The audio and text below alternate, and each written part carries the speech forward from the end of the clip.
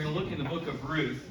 I don't think I've ever taught Ruth here, and I don't know why, but it's been on my heart, probably because it just has been speaking to me, so I'm going to share it with you.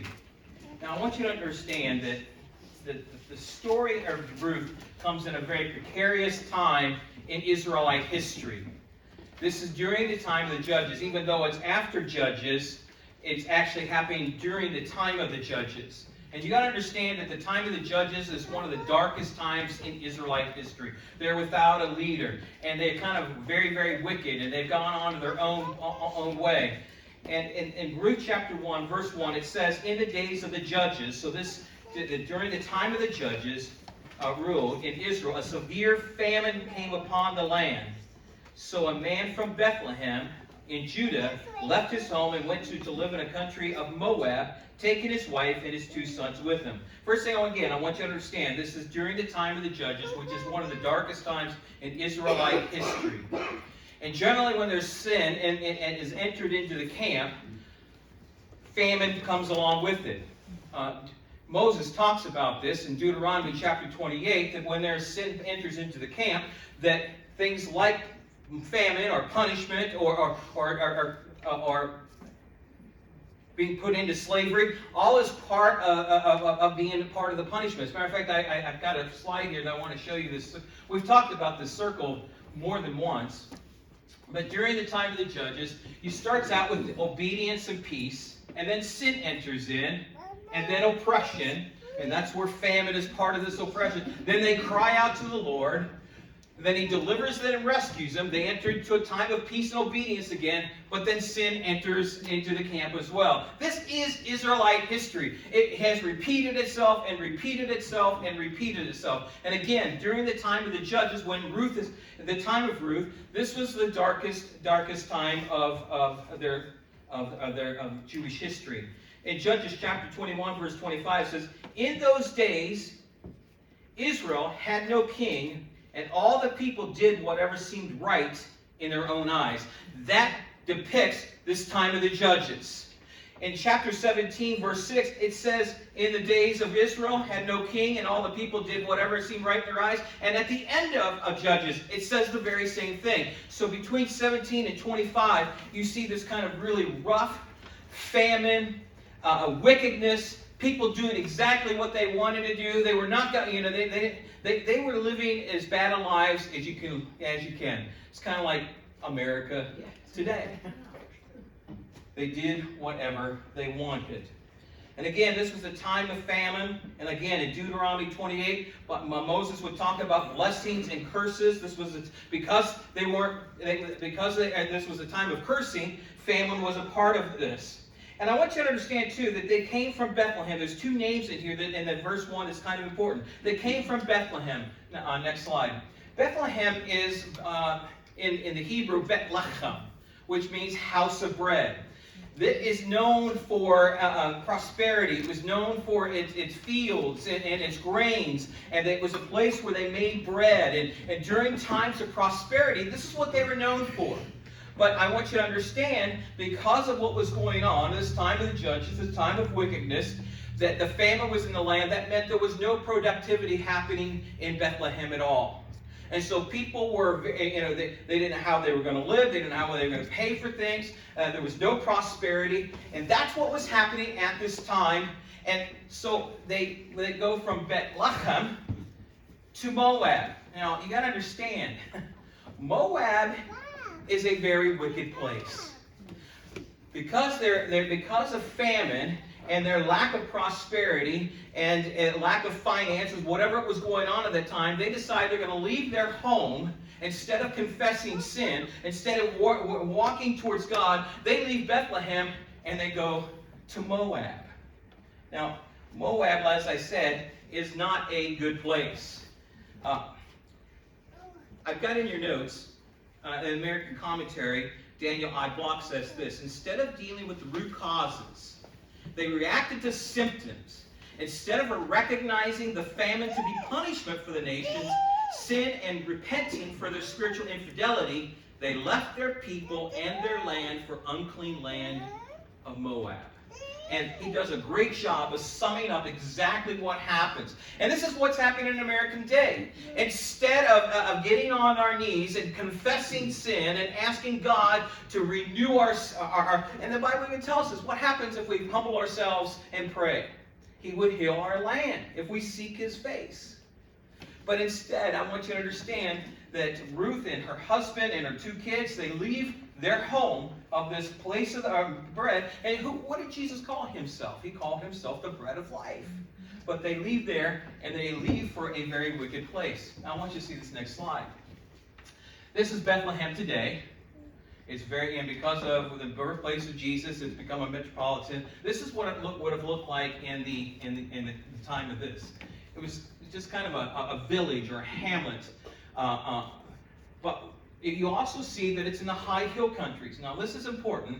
Go to the next slide. This is Bethlehem looking out towards Moab. So, there's famine in their land, and they look across, because they're in the high hill country, they look across and they would have seen this. Go to the next slide. See all these yellow areas? This is what they would have been able to see from their vantage point. This is called a shed view.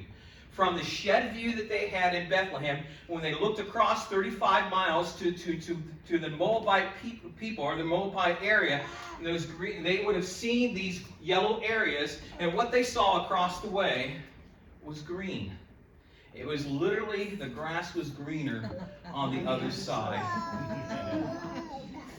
And because the grass looked greener over there, they left their God, they left their place, they left their heritage, their place of blessing, their place of promise. They allowed sin to go on, and they went where the grass looked greener. I want you to just kind of absorb that for a second. In Deuteronomy chapter 23, verse 3, it says this: "No Ammonite or Moabite or any other descendants for 10 generations may be admitted to the assembly of the Lord." This was a warning that was given in Deuteronomy that they weren't supposed to have any relationships with the Moabites for 10 centuries. Now, remember when we studied Balaam and we talked about Balaam's donkey? And it was the Moabite king, Balak, who sent curses on the Israelites as they were getting ready to go into the promised land. This is the same place. And it was the king of Moab, the Balak, who sent those curses. And then when that didn't work, because all that they could do was give blessing instead of curses, he sent in all these temple prostitutes. Remember, we talked about this. And dispersed them among the Jewish men. And they began sleeping and having relationships. The Moabites were known for their incestual and sexual kind of, and that's why the reason why they were not supposed to have any relationship with these people. Now, where they originated from, interestingly enough, is it was the two daughters of Lot got Lot drunk. They were the daughters got Lot drunk, had incestual relationships with their father, and they had to produce 2 kids, one named Amnon and one named Moab. And that's where the Moabites and the Ammonites come. And that same kind of sexual kind of dysfunction was in the land and known for it. And Moses warned them not to have any relationship with them for 10 generations. Even though they knew that, they left their home. They left their God. They left their place of promise, not going to their knees. Saw that the grass looked greener on the other side. And that's where they went. I want you to understand this because we are doing the same thing today. We look across at China. We want socialism. We're asking for communism.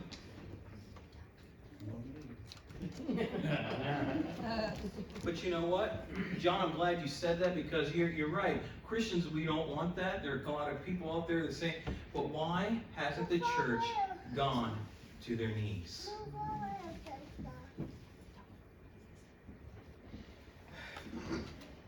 Listen to what it says. The man's name was Elimelech, or Elimelech, and his wife, Naomi, their 2 sons, Machlon and Kilian. They were Ephrathites from Bethlehem in the land of Judah, and when they reached Moab, they settled there. I want you to understand that their names mean "My God is King." Naomi's means "pleasant one." The two sons actually mean "sickly" and "weakly." The reason why they were called that was probably because when they were born, they were sick and weak, and so that's where they got their names from. That's often what happened among Jewish culture. So this family of "My God is King," pleasant one, sickly and weakly, they go to the Moabite people. Then Elimelech died, and Naomi was left with her two sons. Now, I want you to understand that if you're a woman in that day, the protection for the person, one, was the father. Once you were married, your protection became your husband. Now that he has died, her protection are sickly and weakly. Sickly and weakly married Moabite women, which again was against the laws of Jewish custom. They were not to mix, intermingle, marry Moabite women, and yet they did. So sickly and weakly, knowing what was best for them, decided to not only stay there, but they would take on Moabite women. I just want you to see the progression of what takes place. The moment you walk, and we talked about this a little bit last week, we were talking about Elijah. What happens when you start walking away from your place of promise, the place of your people, the place of your community, the place of your God, and you see the grass looks greener on the other side, and you start heading that way, and the progression, and now they're not only have walked away, but now they're living in and among sin. I want you to catch this because this is the process that's happening today. Isn't it funny that... Amen, brother.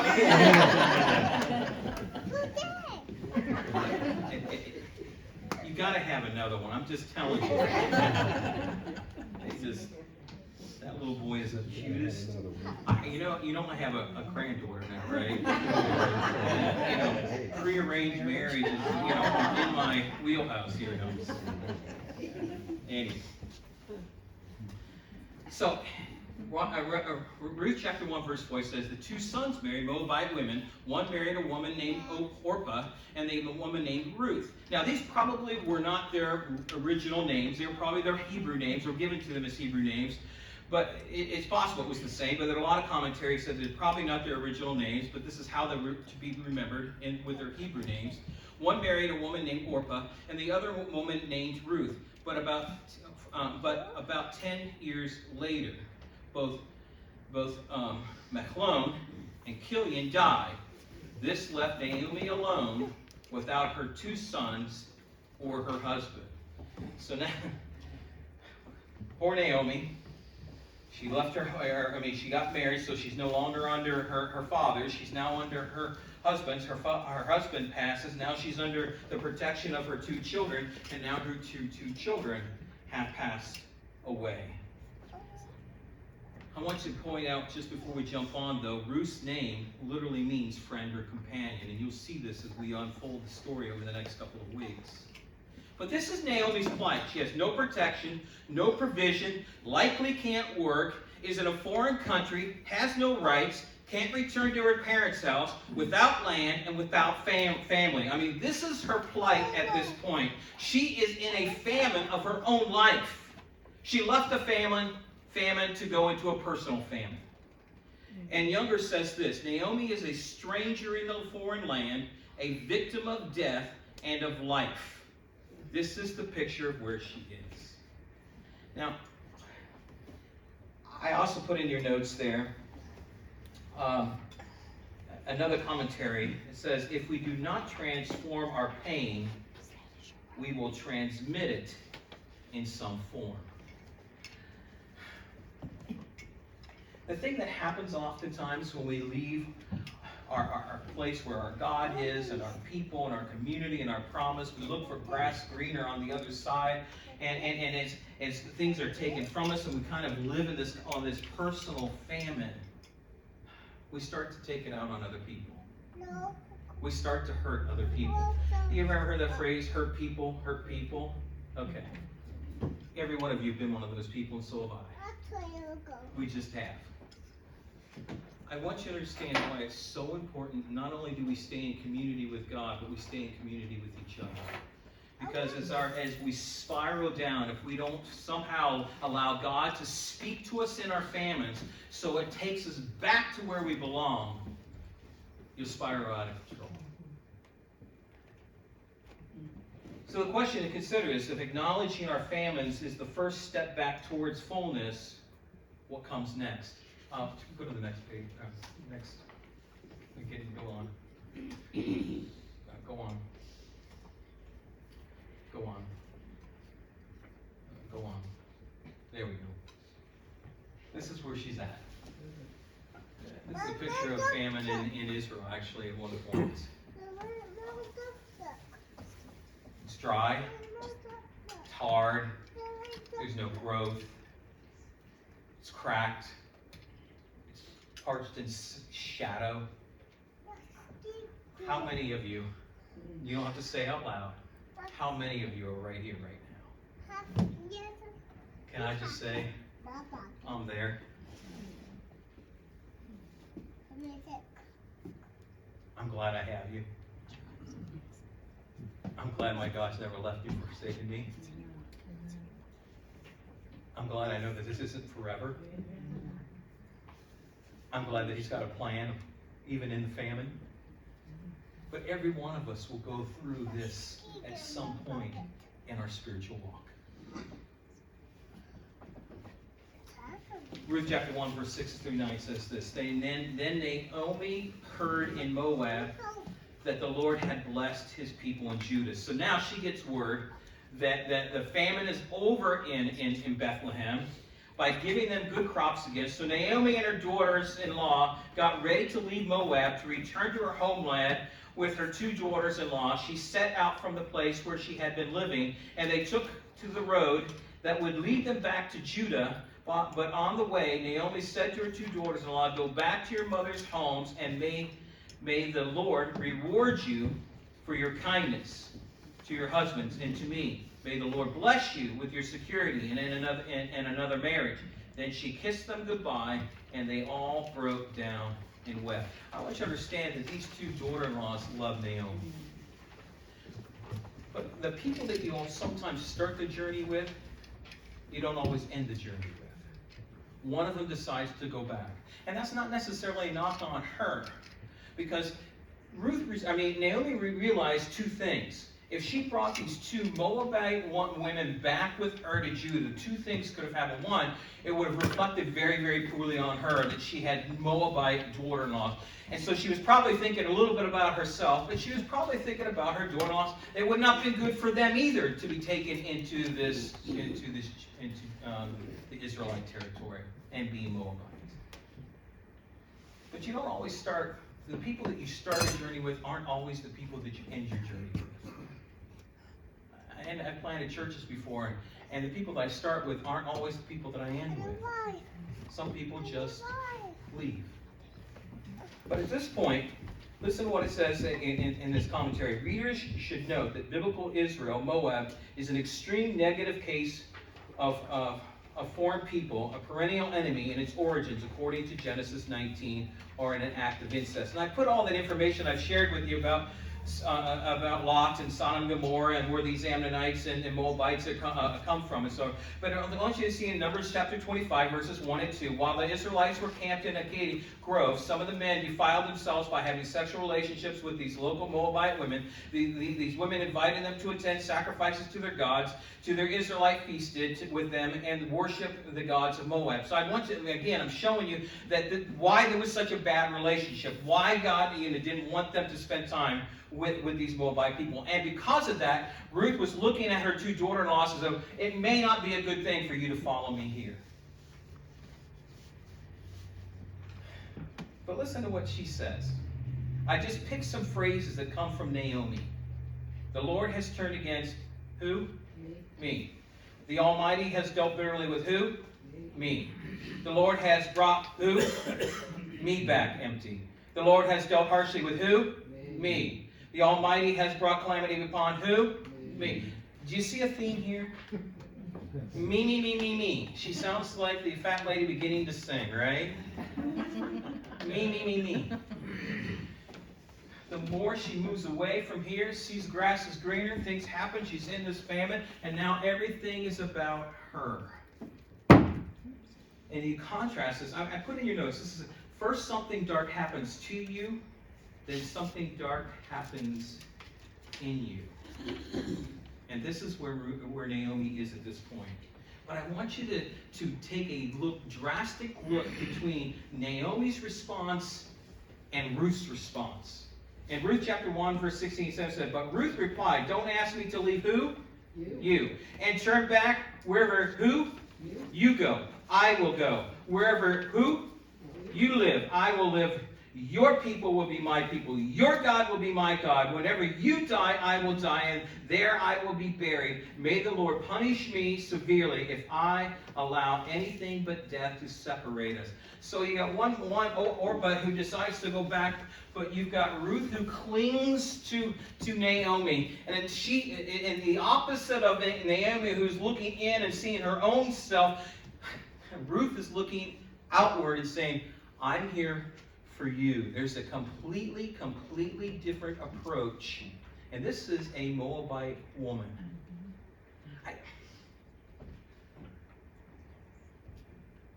When we go through these times of famines, when we get introspective and we think it's all about me, it just takes you down a little further, when we can look out. One of my favorite people in the whole world, and I've told this story before, but there was a lady that had cancer, and she was they didn't give her much time. So she's in this hospital, and she decides that while she was here, she could have a ministry to other people who were having cancer and so forth. She would take her little IV thing, and she, as best she could, she would go from hospital room to hospital room and listen to them talk and listen to their problems and listen to them talk about their pains, and she would pray for them.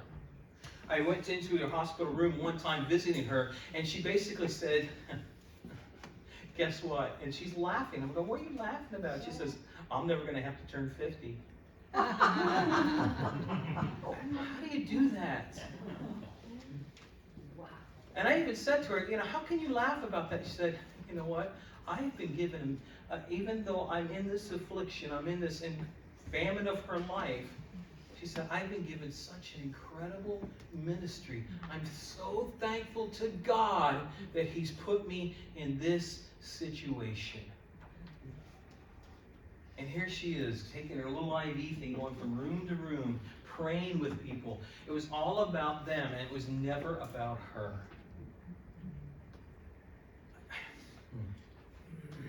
And I love this phrase here. And I put in your notes, because the kind of love we're talking about, the word that's used here is that word chesed.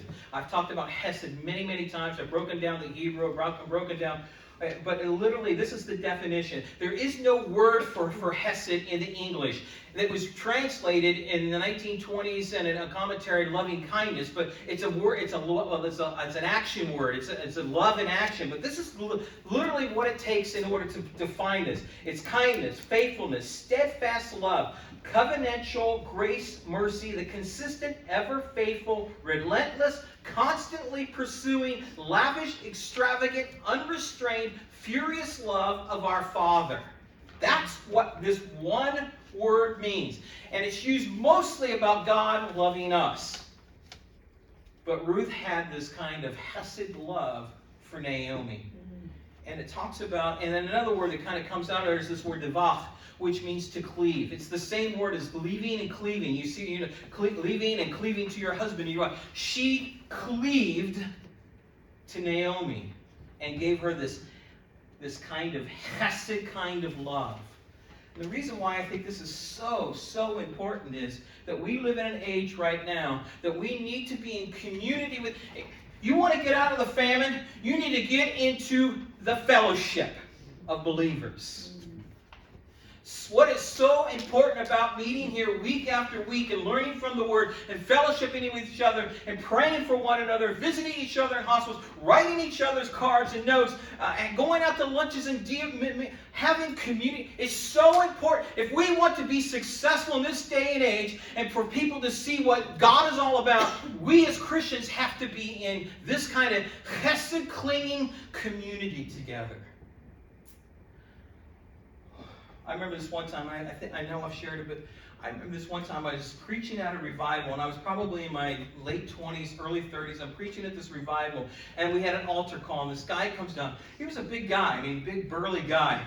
And so I come down, and I'm down to the altar with him, and I'm sitting right next to him, and I'm praying with him, and he was weeping. It was one of those kind of nasty, spitting, snotty kind of guttural kind of crying that was going on, just true repentance. And he got his arm over on me, and he's praying, and next thing I know, both arms are on me, and he's completely on my back. And I'm not a big guy at that time. I weigh over 125, 130 pounds. I've got this 250-pound man on my back, and he's just dead weight, and I'm trying desperately to, of course I am so huge and properly, muscular that I was holding him up, but I was thinking to myself, this is exactly what it means to carry somebody else's. He couldn't pray for himself at that moment. He couldn't even lift himself up, and literally some men had to come and kind of help me hold this man up. That is the picture of community. That is the picture of real fellowship. That's the picture of carrying each other's burdens. That's the picture of what true Christian fellowship is all about. And Naomi is experiencing this through her daughter-in-law, Ruth. And I got your notes. The story gets better, but we're going to end here for now.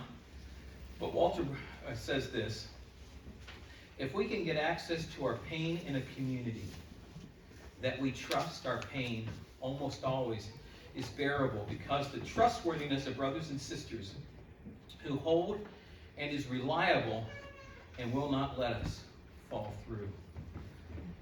One of the reasons why, every week I ask for testimonies is we are encouraged by what's going on in each other's lives. And it gives glory and praise to the Lord. And beyond that, why do I lay hands of prayer? Because not only does the Bible say to, but this is where you should feel safe to come lay your burdens down.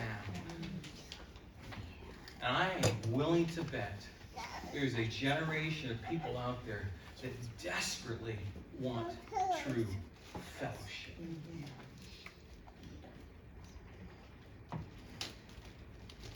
So what we learned today from Ruth, there's a process that sometimes takes place. And sometimes that leads us to famine. And the best way out of famine is true chesed love, true clinging to God and to His people.